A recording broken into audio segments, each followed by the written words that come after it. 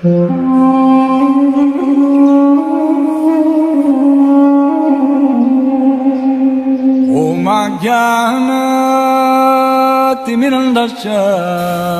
I am stressing. स्कंध 1 अध्याय 13 और श्लोक संख्या 57। सावा अद्यातनात्राजन परतः पंचमे अहनि कलेवरं हास्यति स्वं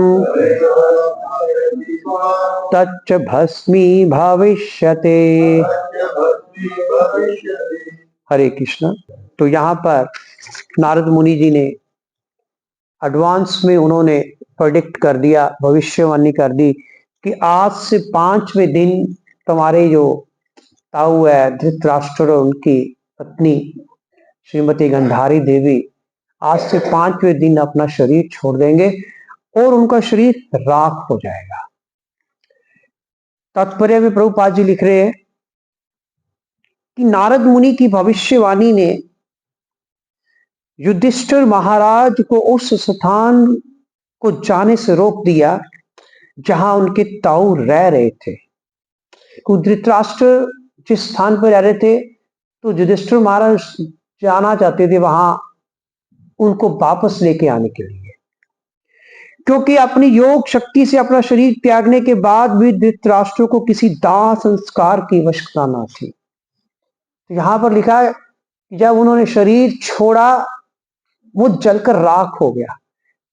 यहां पर प्रभुपाद अपने तात्पर्य में लिख रहे हैं कि आम तौर पे जब किसी व्यक्ति की मृत्यु होती है तो उसकी देह का देह संस्कार करना पड़ता है, उसकी देह को अग्नि देनी पड़ती है, तब जाके उसका शरीर जो है वो देह जो है वो राख होती है, जलकर राख होती है। कहते यहां पर तो स्वतः ही उनके शरीर से अग्नि प्रकट हुई और शरीर जो था उनकी जो देह थी वो राख बन गई। नारद मुनि ने संकेत किया है कि उनका शरीर स्वतः जलकर भस्म हो जाएगा। उन्होंने पहले ही बता दिया कि योग शक्ति से अपने भक्ति के बल से तप से उनका शरीर जो है वो स्वतः ही जल के राख हो जाएगा। योग पद्धति की सिद्धि ऐसी ही योग शक्ति से प्राप्त की जाती है कि ऐसी सिद्धियां जो योग पद्धति की सिद्धि है वो योग की शक्ति से प्राप्त की जा सकती है। योगी इच्छित समय में अपना शरीर त्याग कर सकता है। गीता में पढ़ा ही है, भगवान बता रहे हैं कि जो योगी होता है वो अपनी इच्छा से अपनी शरीर का त्याग कर सकते हैं। किस स्थान पर शरीर का त्याग करना और कैसे करना, आत्मा कहां से निकलेगी, ऊपर से सिर से, ठीक है, तो वो खुद डिसाइड करता है योगी। और अपने इस शरीर को खुद के लिए सृजित की हुई अग्नि से भस्म करके इच्छित ग्रह को प्राप्त कर सकता है। कहता उसे बाहर से अग्नि की भी जरूरत नहीं है, हमारे शरीर में तो वैसे ही अग्नि है। अब अग्नि तो है ही है, उसको एक पॉइंट पे कंसंट्रेट करना एक योगी जानता है।